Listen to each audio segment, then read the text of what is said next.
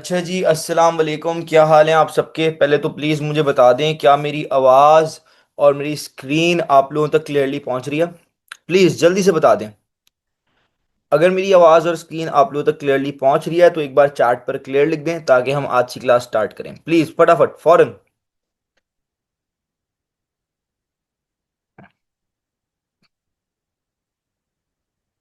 ठीक है जी।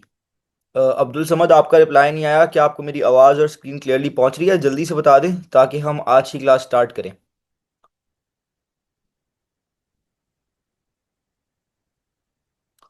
ठीक है जी। आ जाएं, ज़रा स्टार्ट करते हैं आज की क्लास।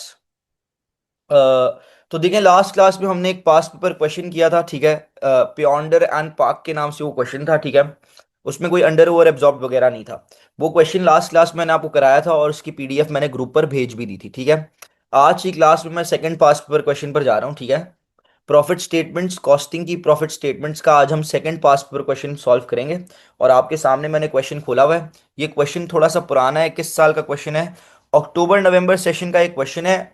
05 मतलब 2005, 2005 में ये क्वेश्चन आया था, अक्टूबर नवंबर सेशन में 2005। Variant two, paper two variant two हमारा ही वेरिएंट है, ठीक है, लेकिन ये 2005 के पेपर का क्वेश्चन है, ठीक है जी। तो आ जाएं जरा, ये प्रॉफिट स्टेटमेंट का क्वेश्चन है, इस क्वेश्चन को रीड करते हैं और आज की क्लास में क्वेश्चन हम साथ मिलकर सॉल्व करेंगे। ठीक है, आ जाए। अच्छा सवाल है, ठीक है। तो भाई सवाल हमसे क्या कह रहा है? Gary Hattrick Limited, Gary Hattrick एक लिमिटेड एक कंपनी का नाम है, बिजनेस का नाम है।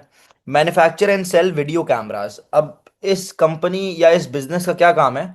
वीडियो कैमरास बनाकर बेचना, manufacture and sales video cameras, ठीक है। The unit selling price and production costs are as follows. Unit मतलब आपको नीचे पर यूनिट सेलिंग प्राइस और सारे प्रोडक्शन कॉस्ट यूनिट, एक यूनिट पर यूनिट के दिए हुए हैं, ठीक है जी। अब selling price per unit is 100। एक वीडियो कैमरा आप 800 रुपये का बेचते हैं, $800। डायरेक्ट मटेरियल पर यूनिट के खर्चे हैं सारे, ऊपर इसने लिख दिया था ना, the unit selling price and production cost. Unit लिख दिया मतलब ये सारी इंफॉर्मेशन पर यूनिट दी हुई है, एक यूनिट की। तो एक यूनिट आप 800 का बेचते हैं। डायरेक्ट मटेरियल का पर यूनिट, एक यूनिट बनाने का खर्चा इज $100। डायरेक्ट लेबर का पर यूनिट खर्चा इज $90, एक यूनिट बनाने का खर्चा आता है लेबर का 90। वेरिएबल ओवरहेड इज $50, एक यूनिट बनाने का वेरिएबल ओवरहेड का खर्चा इज $50। फिक्स्ड ओवरहेड्स, अब देखो फिक्स्ड ओवरहेड मतलब एफओएच, फिक्स्ड ओवरहेड कॉस्ट। जितने भी सवाल हमने पुराने किए हैं उसमें पर यूनिट फिक्स कॉस्ट नहीं दी हुई होती थी, फिक्स्ड ओवरहेड कॉस्ट हमें टोटल दी हुई होती थी, लेकिन इस बार इसने आपको एफओएच भी पर यूनिट दे दी। और आपको पता है ना एफओएच के पर यूनिट रेट को क्या बोलते हैं? ओवरहेड एब्जॉर्प्शन रेट या एब्जॉर्प्शन रेट। तो बेसिकली आपको एब्जॉर्प्शन रेट दिया हुआ है, एफओएच का पर यूनिट रेट दिया हुआ है सवाल के अंदर, ठीक है। अब आगे बढ़ते हैं, देखते हैं क्या सीन है।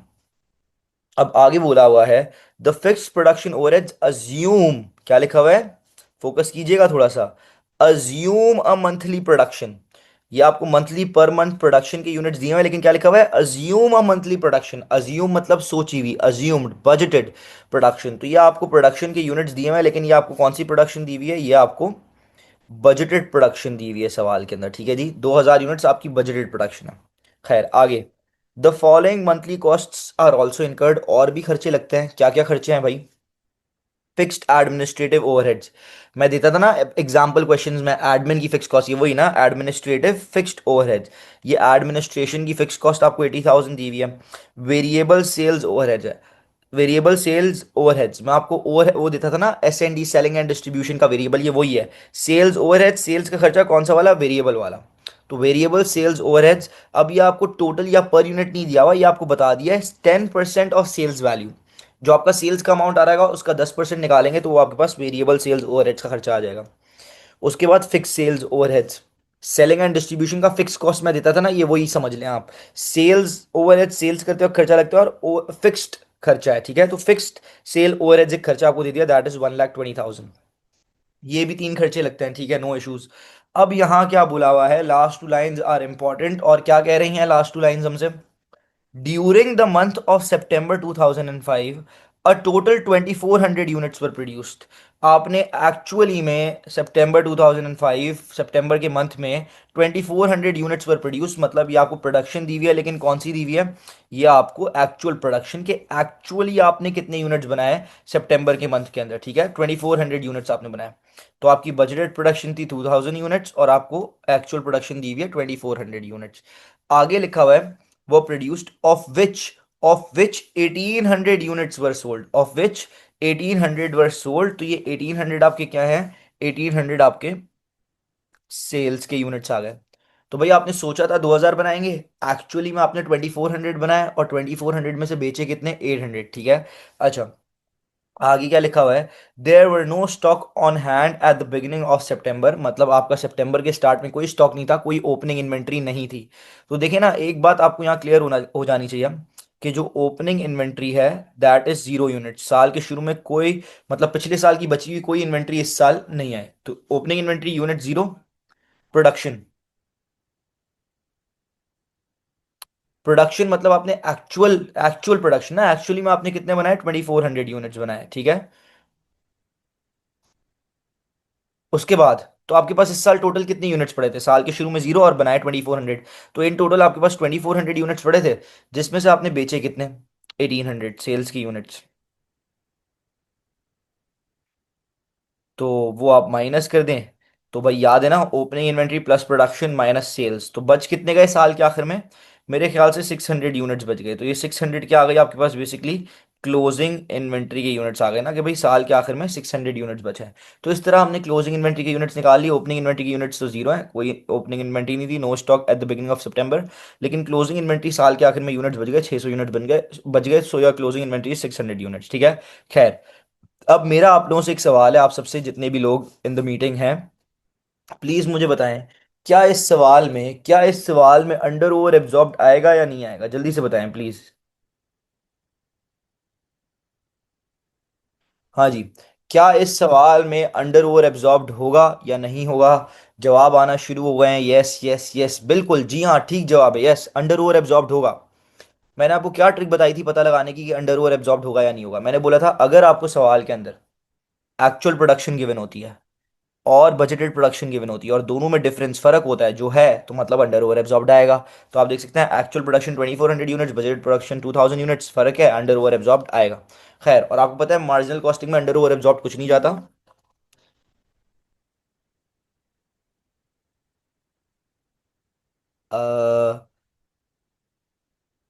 सॉरी फॉर द इंटरप्शन, ठीक है, sorry for the interruption. Phone आ गया था, ठीक है, and it my iPad wasn't on the airplane mode, ठीक है, सॉरी फॉर द इंटरप्शन।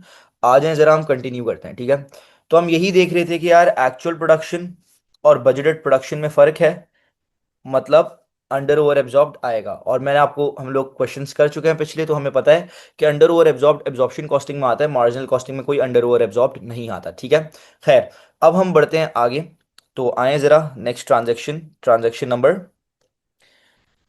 3 के बाद हम आ जाते हैं, सॉरी, नेक्स्ट, अब क्वेश्चन को सॉल्व करने की तरफ चलते हैं, सॉरी, क्वेश्चन को सॉल्व करने की तरफ चलते हैं। क्लोजिंग इन्वेंट्री के भी यूनिट्स हमने निकाल लिए थे। तो नेक्स्ट जो है part A, requirement number 1, prepare the profit statements for the month of सितंबर 2005। हमने सितंबर 2005 के लिए प्रॉफिट स्टेटमेंट बनानी है, पहले एब्जॉर्प्शन कॉस्टिंग से बनानी है, कोई मसले वाली बात नहीं है। तो आ जाए जरा, एब्जॉर्प्शन कॉस्टिंग से पहले प्रॉफिट स्टेटमेंट बना लेता हूँ। तो आपको पता है 2 कॉलम्स में बनती है, यहाँ मैंने 2 कॉलम्स बना लिए। सबसे पहले क्या आ जाएंगी भाई? सबसे पहले आपको पता है सेल्स आती हैं, तो आपने कितने यूनिट्स बेचे थे? अगर आपको याद हो, आपने 1800 यूनिट्स बेचे थे और एक यूनिट आपने 800 का बेचा था। तो आप जब जाएंगे नीचे, आप 1800 इंटू 800 करेंगे, तो आपके पास जो है आपकी सेल्स आ जाएंगी, जो मैं कैलकुलेट कर कर निकाल लेता हूँ। 1800 मल्टीप्लाइड बाई 800, ठीक है।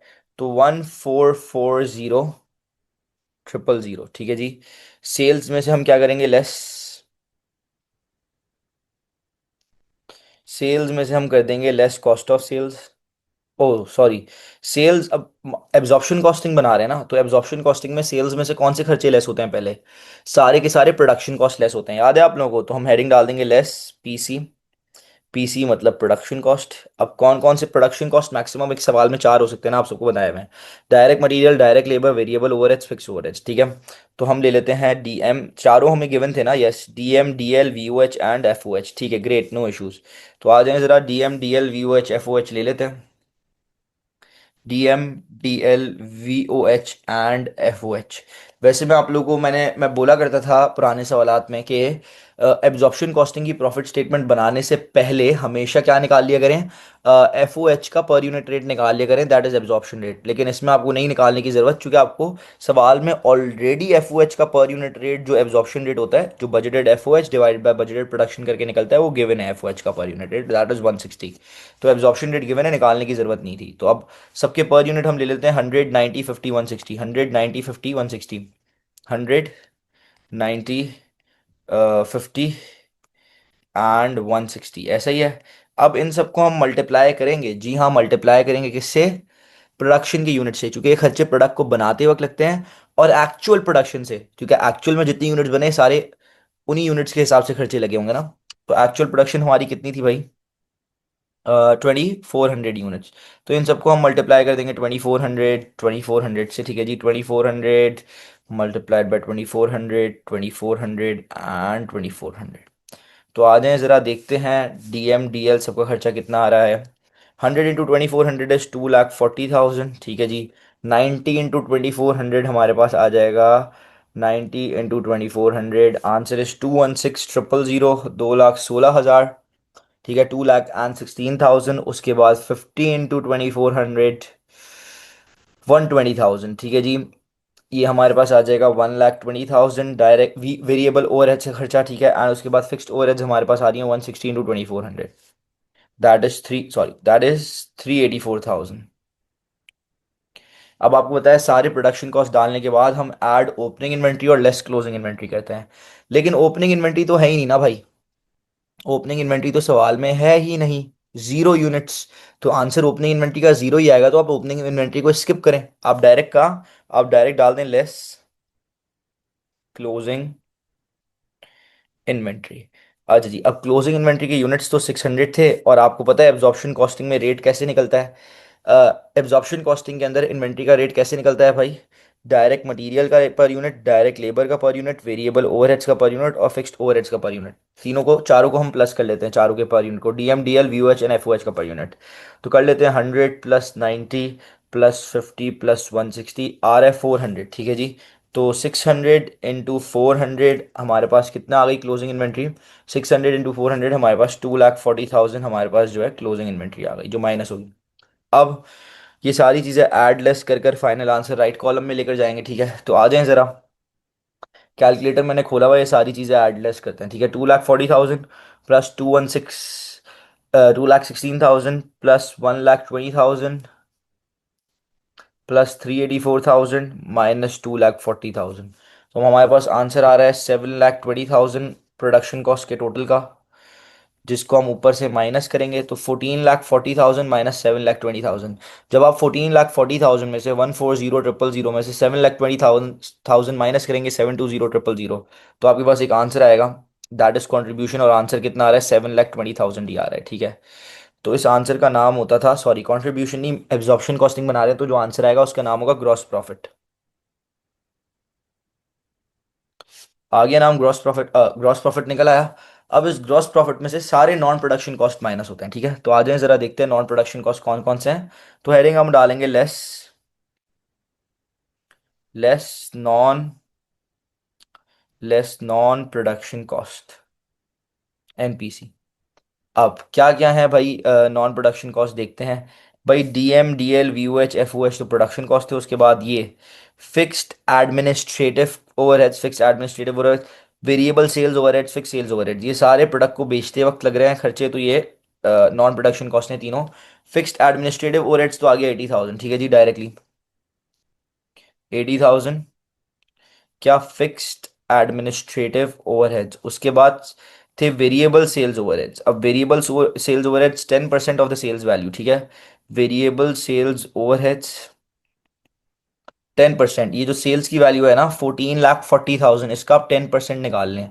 तो आपके पास निकाल लें, आपके पास 1,44,000 आएगा। ठीक है, तो वेरिएबल सेल्स ओवरहेड्स कितने आ गए? 1,44,000। उसके बाद मेरे ख्याल से थे fix sales overheads. Yes, fix sales overheads का खर्चा है 1,20,000। तो आप गए fix sales overheads 1,20,000, fix sales overheads 1,20,000। एक बार चेक भी कर लेते हैं, 1,20,000। ठीक है, डन। तो सर आपके पास सारे नॉन प्रोडक्शन कॉस्ट आ गए, ऐड अप करें। ठीक है, तो 1,20,000 plus 80,000 is 200,000, 200,000 plus 1,44,000 is 3,34,000। Right column में गए, लेके ऊपर से माइनस करा 7,20,000, 7,20,000 माइनस 3,44,000। तो आंसर आ रहा है 376,000। वैसे अगर सवाल में अंडर ओवर एब्जॉर्ब नहीं होता तो ये हमारा प्रॉफिट का आंसर होता, किसका? लेकिन अभी फिलहाल ही हमारा प्रॉफिट नहीं है, ये प्रॉफिट का आंसर निकालना है। अंडर ओवर एब्जॉर्ब है सवाल में, तो हम चेक करेंगे, अगर अंडर एब्जॉर्ब है तो इस आंसर में प्लस करेंगे, फिर हमारे पास प्रॉफिट का आंसर आएगा। सॉरी, अगर अंडर एब्जॉर्ब है तो माइनस करेंगे, फिर जो आंसर आएगा वो प्रॉफिट का होगा। अगर ओवर एब्जॉर्ब होगा तो इस आंसर में प्लस करेंगे, फिर जो आंसर आएगा वो प्रॉफिट का होगा, प्रॉफिट फ्रॉम एब्जॉर्प्शन कॉस्टिंग। तो देखें भाई, अंडर ओवर एब्जॉर्ब आप फॉर्मूला लगा लें नीचे रफ वर्क कर कर और अंडर ओवर एब्जॉर्ब निकाल लें। अंडर ओवर एब्जॉर्ब में आपने क्या निकालने के लिए क्या करना होता था? सबसे पहले आपने लेना होता था एब्जॉर्प्शन रेट, एफओएच का पर यूनिट रेट, जो निकालने की जरूरत नहीं है, सवाल में गिवन है, और वो है 160। ठीक है भाई, तो आप नीचे आए, आपने लिया 160, उसको आप मल्टीप्लाई करते थे एक्चुअल प्रोडक्शन से। तो आप गए चेक करा एक्चुअल प्रोडक्शन कितनी थी, 2,400 यूनिट्स। तो 160 इंटू 2,400 यूनिट्स, आपके पास आएगा कितना आंसर? 384,000। ये एब्जॉर्ब्ड एफओएच होती है। एब्जॉर्ब्ड एफओएच मतलब एक्चुअल यूनिट्स की सोची हुई बजटेड एफओएच। इसमें से आप एक्चुअल एफओएच माइनस करते हैं, और अगर पॉजिटिव आंसर आ रहा है तो ओवर एब्जॉर्ब्ड है, नेगेटिव आंसर आ रहा है तो अंडर एब्जॉर्ब्ड है। अब आप ऊपर सवाल में जाओगे, आप सवाल में चेक करोगे, तो पूरा सवाल आप ढूंढ लो कहीं भी, आपको एक्चुअल एफओएच गिवन ही नहीं है सवाल में। सवाल में actual fix overhead cost given ही नहीं है। तो जब मैं आपको अंडर ओवर एब्जॉर्ब्ड वाले एग्जांपल क्वेश्चन करा रहा था, तब मैंने एक स्टार पॉइंट लिखवाया था थर्ड और फोर्थ एग्जांपल क्वेश्चन में शायद, whenever actual FOH is not given it cannot be calculated। अब सवाल में एक्चुअल FOH नहीं गिवन, आप नहीं कैलकुलेट कर सकते। फिर आपने क्या करना है, we have to suppose that budgeted FOH is uh actual FOH। अब आपने सपोज करना है जो आपकी बजटेड FOH है वही आपकी एक्चुअल FOH है। अब बच्चे सवाल में ढूंढ रहे हैं बजटेड FOH, बजटेड FOH है ही नहीं पूरे सवाल में कहीं बजटेड FOH। तो मैंने लिखवाया था अगर बजटेड FOH नहीं गिवन तो वो आप निकाल सकते हो। कैसे निकालोगे? एब्जॉर्प्शन रेट के फॉर्मूला के थ्रू। अब ये एब्जॉर्प्शन रेट गिवन है ना 160, एब्जॉर्प्शन रेट का फॉर्मूला क्या होता है एफओएच पर यूनिट रेट का फॉर्मूला?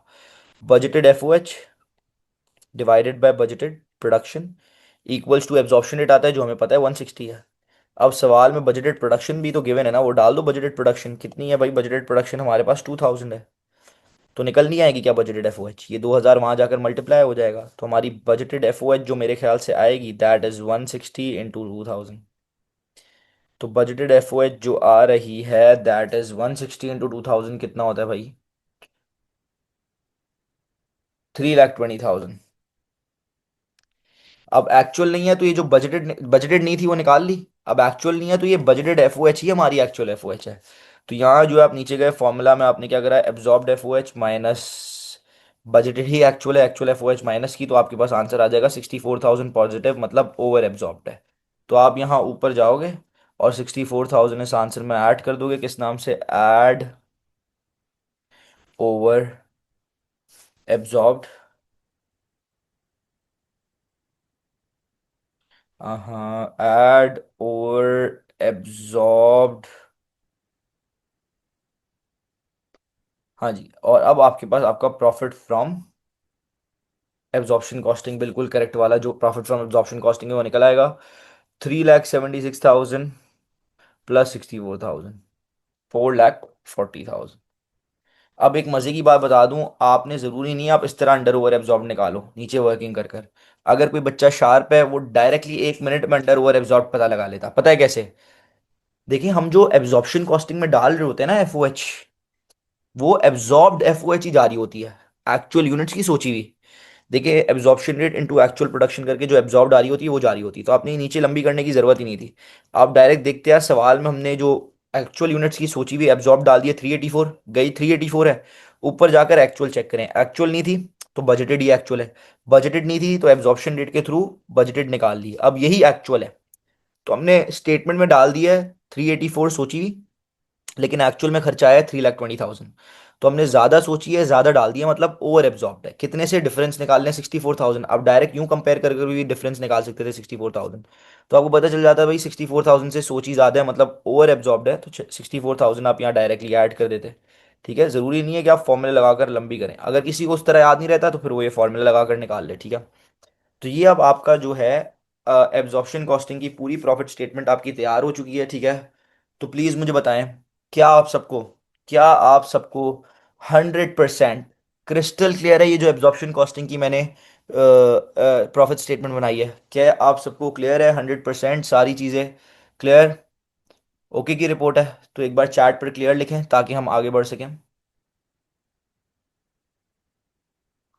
हाँ भाई, किसका रिप्लाई नहीं आया जल्दी से बता दें। अब्दुल समद, क्या आपको क्लियर है? और हम क्लियर, ठीक है। अब्दुल समद आपका रिप्लाई नहीं है, बाकी सबका ठीक है, ग्रेट। अब हाँ जी, अब हम चलते हैं, देखें इस प्रॉफिट स्टेटमेंट को यहाँ से ज़रा मैं कट कर लेता हूँ। ठीक है, और इस प्रॉफिट स्टेटमेंट को जाकर जो है मैं एक नया पेज खोल लेता हूँ और उधर पेस्ट कर लेता हूँ। ठीक है, ये मैंने एब्जॉर्प्शन की प्रॉफिट स्टेटमेंट यहाँ लाकर जो है पेस्ट कर देता हूँ। ठीक है, ताकि अब हम यहाँ पर मार्जिनल कॉस्टिंग की बना सकें। ठीक है, अब पार्ट टू है मार्जिनल कॉस्टिंग की, तो इजी पीजी है, फटाफट से फौरन से बन जाएगी। ठीक है, तो भाई दो डॉलर के साइन बना दिए, दो कॉलम्स आ गई। ठीक है, सबसे पहले आपको पता है अब marginal costing part two, marginal costing की प्रॉफिट स्टेटमेंट बना रहा हूँ। तो सबसे पहले आ गई सेल्स, 1800 यूनिट्स बेचे थे, एक यूनिट 800 का, तो 14,40,000 आपके पास सेल्स आ गई थी। अब आपको पता है मार्जिनल कॉस्टिंग की बन रही है, तो क्या हेडिंग डल जाएगी, लेस वेरिएबल कॉस्ट। तो भाई यहाँ आपके पास आ जाएगा वेरिएबल डीएम वेरिएबल कॉस्ट में। अब देखो इन्वेंट्री है ना, क्लोजिंग इन्वेंट्री, तो सिर्फ तीन वेरिएबल कॉस्ट पहले आएंगी जो प्रोडक्ट को बनाते वक्त लगती हैं, डीएम, डीएल, वीओएच। और इन तीनों का पर यूनिट आपको खर्चा गिवन था ऊपर, दैट इज 190, 150, 190, 150, 190 और 50। अब ये प्रोडक्ट को बनाते वक्त लगता है खर्चा, तो ये प्रोडक्शन के यूनिट से मल्टीप्लाई होगा, और कौन सी जितने यूनिट्स एक्चुअली बनाए हैं उसी हिसाब से खर्चा लगा हुआ ना, तो आप इसको मल्टीप्लाई करेंगे एक्चुअल प्रोडक्शन के यूनिट से, तो multiplied multiply multiply, actual production के यूनिट्स कितने थे भाई, दैट वर 2400 ना एक्चुअल प्रोडक्शन, तो इन सबको आप एक्चुअल प्रोडक्शन के यूनिट से मल्टीप्लाई कर दें और टोटल खर्चा निकाल लें। ठीक है, डीएम, डीएल और वीओएच का। तो ये आपका 2,40,000 आ गया, ये आपका 216,000 आ गया, ये आपका 1,20,000 आ गया। अब आपको पता है डीएम, डीएल, वीओएच डालने के बाद आप करते हैं add opening inventory and less closing inventory. ठीक है, अब ओपनिंग इन्वेंट्री तो जीरो यूनिट से आपको पता है ओपनिंग इन्वेंट्री का आंसर जीरो ही आएगा, तो आप डायरेक्टली क्या करते हैं, लेस क्लोजिंग इन्वेंट्री। यूनिट्स 600 थे, अब मार्जिनल कॉस्टिंग में आपको पता है रेट अलग तरह निकलता है। इन्वेंट्री का रेट मार्जिनल कॉस्टिंग में किस तरह निकलता है, डीएम का पर यूनिट, डीएल का पर यूनिट एंड वीओएच का पर यूनिट। 100 प्लस 90 190, 190 प्लस 50 240, तो 600 इंटू 240 आपके पास मार्जिनल कॉस्टिंग के हिसाब से क्लोजिंग इन्वेंट्री का कॉस्ट आ जाएगा। ठीक है, दैट इज 600 इंटू 240, तो ये हमारे पास आ गया 1,44,000। यहाँ प्रोडक्शन कॉस्ट और यहाँ वेरिएबल कॉस्ट का सेक्शन खत्म नहीं होता, क्लोजिंग इन्वेंट्री के बाद वो वाले वेरिएबल कॉस्ट आते हैं जो प्रोडक्ट को बेचते वक्त लगते हैं।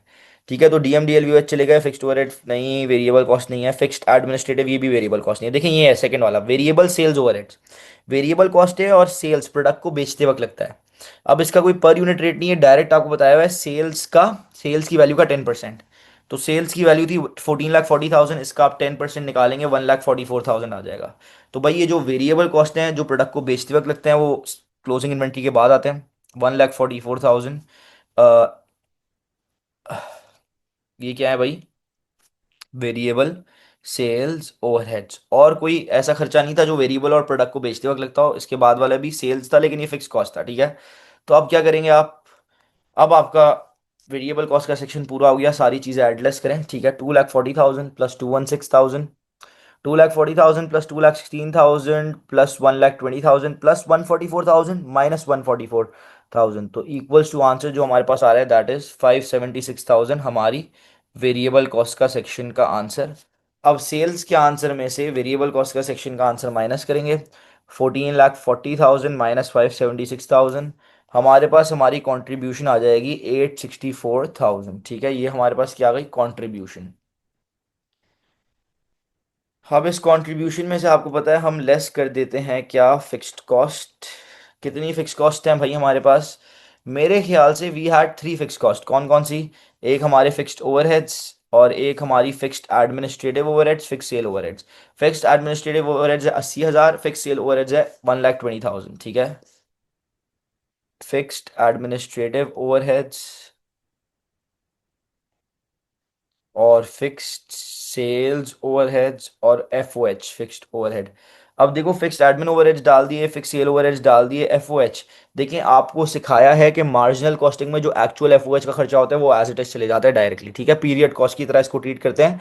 पूरे पीरियड की जो एक्चुअल एफ ओ एच है वो डायरेक्टली आप डाल देंगे फिक्स्ड ओवरहेड कॉस्ट। अब आप ऊपर सवाल में गए थे, आपको एक्चुअल एफ ओ एच तो गिवन नहीं है, तो आपकी बजटेड एफ ओ एच ही एक्चुअल एफ ओ एच है। बजटेड भी नहीं गिवन थी, लेकिन वो हमने एब्जॉर्प्शन रेट के फॉर्मूला के थ्रू निकाल दी थी, तो हमारी बजटेड एफ ओ एच थी 3,20,000।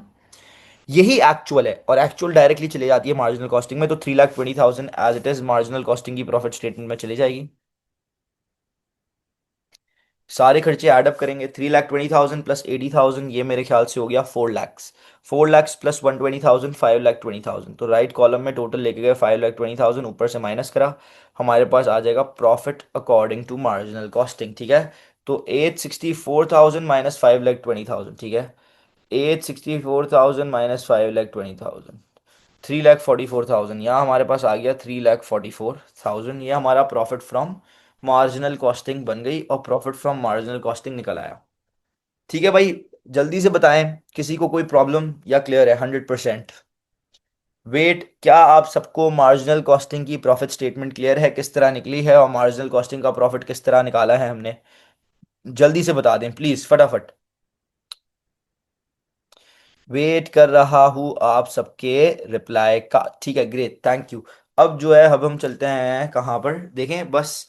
पार्ट सी वैसे थ्योरी पार्ट है, वो भी आपके साथ डिस्कस करते हैं, लेकिन उससे पहले, sorry, part B theory part है, वो भी आपके साथ डिस्कस करते हैं। इस सवाल में रिकंसिलिएशन मांगी नहीं है, ठीक है, लेकिन मैं आपको कह रहा हूँ कि भाई रिकंसिलिएशन करके मुझे दिखा दें, इससे चेक भी हो जाता है ना आंसर ठीक है या नहीं। तो हम यहाँ रिकंसिलिएशन कर देते हैं। अब रिकंसिलिएशन कौन सी करनी है भाई?